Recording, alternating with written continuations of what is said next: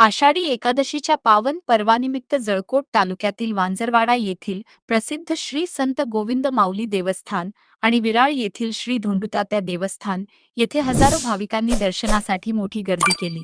दिवसभर भक्तिमय वातावरणात धार्मिक कार्यक्रम पार पडले. वांजरवाडा येथील श्री संत गोविंद माऊली मंदिर हे प्रति पंढरपूर म्हणून ओळखले जाते. आषाढी एकादशी निमित्त पहाटेपासूनच दर्शनासाठी भाविकांची मोठी रांग लागली होती. मंदिरापासून सुमारे अर्धा किलोमीटर पर्यंत दर्शन रांग पोहोचली होती. त्यामुळे अनेक भाविकांना 2 ते 3 तास प्रतीक्षा करून श्री संत गोविंद माऊलींचे दर्शन घ्यावे लागले.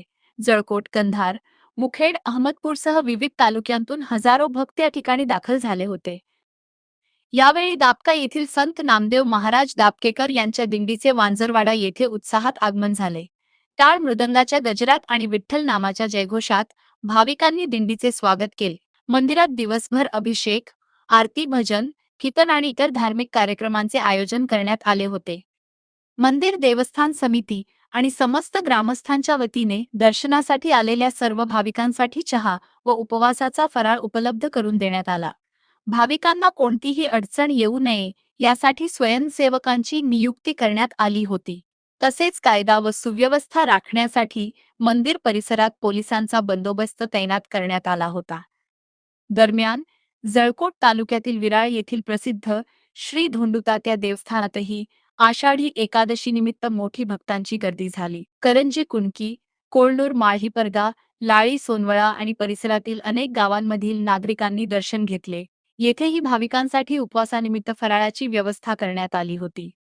दोन्ही देवस्थानांवरील भक्तांच्या उत्स्फूर्त प्रतिसादामुळे संपूर्ण परिसर दिवसभर विठ्ठल नामाच्या गजराने आणि भक्तिरसाने दुमदुमून गेला. एकमत डिजिटल करिता ओंकार सोनटक्के, जळकोट.